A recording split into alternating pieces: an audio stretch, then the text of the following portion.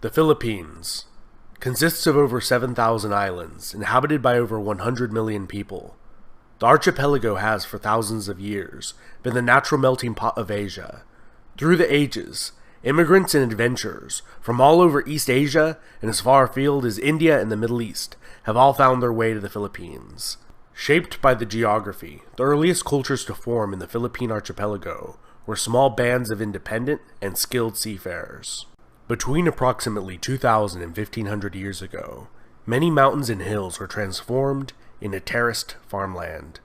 Many still in use today are fed by ancient sophisticated irrigation systems, channeling water down from the rainforests above the terraces, and it is said that the steppes put end to end would encircle half the globe. The Sahuin culture is one of the best early examples of extensive trade, cultural ties, and possibly immigration into the Philippine archipelago. Objects made from gold and glass, bronze weapons, tools, and mirrors were imported from the mainland. Throughout this cultural region, similar art and jewelry was crafted, and the cremation of the dead was ubiquitous. The Sahuin culture is thought to be the predecessors of the Cham people of Vietnam, who formed a venerable kingdom. From the period approximately from 300 AD to 1000, large numbers of Malays migrating from, or possibly fleeing, the rapidly expanding Srivijaya Empire began to populate the Philippines. During this period, the aboriginal Melanesian populations of the archipelago moved further inland, to the highlands and jungles where they still exist today, or intermingled with the successive waves of Malay newcomers, who brought two Indian religions, Buddhism and Hinduism, to the archipelago. Society became stratified into groups of 100 families or more, called barangays, each led by a headman, or datu.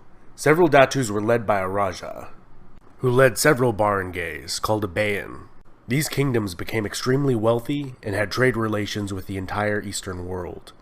Paramount among these seems to have been the cosmopolitan city-state and trading hub of Tondo, located on the island of Luzon. The earliest written record discovered in the Philippines, the Laguna copperplate inscription, mentions the state of Tondo and is written in a script combining elements of Sanskrit, Old Javanese, Malay, and Tagalog. The barangays of Tondo were led by a lakan instead of a raja, and were democratically selected from among the datus of each barangay. Tondo expanded to control much of the island of Luzon, forming alliances and striking trade bargains to expand their territory just as often as through warfare. Formed from several ethnic groups, the Ifugao and the highlands of Luzon formed the longest-lasting state in the Philippines. This self-sufficient, landlocked state lasted for over 1,000 years, and was ruled over by a council of elders. Several other long-lasting states formed throughout the Middle Ages, including Mai, who held diplomatic relations with Song Dynasty China, until Tondo secured a monopoly on trade with China in the archipelago. The Madhas Confederacy was originally a vassal state of the Srivijayan Empire. They would wage war on the Chinese Imperial Navy and raided the southern Chinese coast. They also were Tondo's most significant rival in the region, and fought several wars against them. Here the longest and oldest surviving epic poem from the region was composed, recounting the deeds of an ancient hero.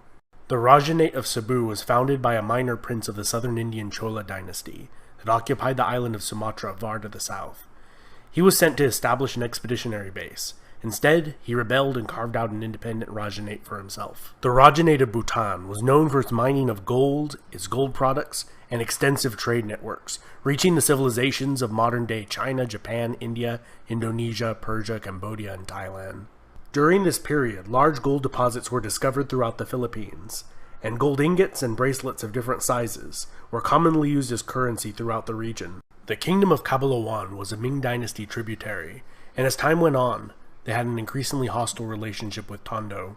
In the early 1400s, the Sunni Islamic Bruneian Empire began to expand into the Philippine archipelago, and around the year 1500, established the semi-independent Rajanate of Manila as a competitor to Tondo's maritime dominance in the region.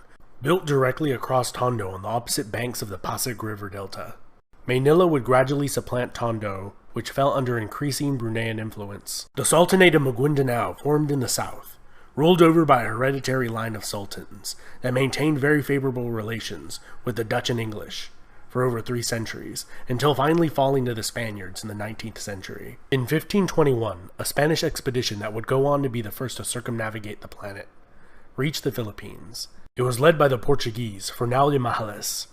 The Raja of Cebu declared allegiance to the Spanish crown and converted to Catholicism. The nearby small island of Mactan was not as amicable and killed Fernão as they disembarked with a small attack force on the island. The Spaniards left but would return quickly, sending 5 subsequent expeditions, and in 1543, Ruy López de Villalobos renamed the islands Las Filipinas after Philip II of Spain. During the conquest of Manila, much of the city was burnt to the ground, and the Spanish settlement of Manila was founded there as the capital of the Spanish East Indies. In 1578, the Sulu Sultanate, a longtime vassal of the declining Empire of Brunei, became fully independent and would become a longtime foe of the Spanish. The Sultanate of Sulu became notorious for the so-called Moro raids, pillaging and taking of slaves. The Spanish would burn down their cities several times, only to have new bases of operations sprout up on different islands. By the mid-1600s, Manila was a bustling port city, as galleons crisscrossed the Pacific Ocean, leaving from Acapulco, in modern-day Mexico, filled with silver, mined there and in Potosi, and returning from Manila, filled with luxury goods such as porcelain, silk, and spices. Spanish territory would slowly expand, defeating a series of Dutch attempts to seize Manila. The British did seize it for a short while during the 7 Years' War, only to return it after the war had ended, and the treaty stipulated that they do so. Over the centuries of Spanish rule, Spanish became the primary language used in the Philippines. Many of the regional dialects and scripts completely disappeared over time. Following the Spanish-American War and period of U.S. military rule, the Philippines became an American territory, and in 1935 became an American Commonwealth. During the brutal Japanese occupation of the Philippines in the Second World War, 500,000 to 1 million Filipino civilians were killed. In 1943, the Japanese set up a short-lived puppet state. After the war, the Philippines returned to being an American Commonwealth. And in 1946, a Philippine Republic was established, which was replaced by the dictatorship of Ferdinand Marcos, who ruled as a dictator under martial law from 1972 until 1981, and held the position of president for over 20 years. His regime was infamous for its corruption, extravagance, and brutality. Eventually, public outrage boiled over, and in a snap election, he was removed from power and fled to Hawaii.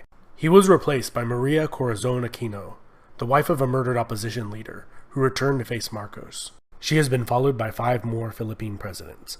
And that was a lightning-fast overview of Philippine history. And this has been Epimetheus. I hope you enjoyed it. Huge thanks to all my patrons on Patreon and subscribers who make this channel possible. Don't forget to leave a like and comment as you like.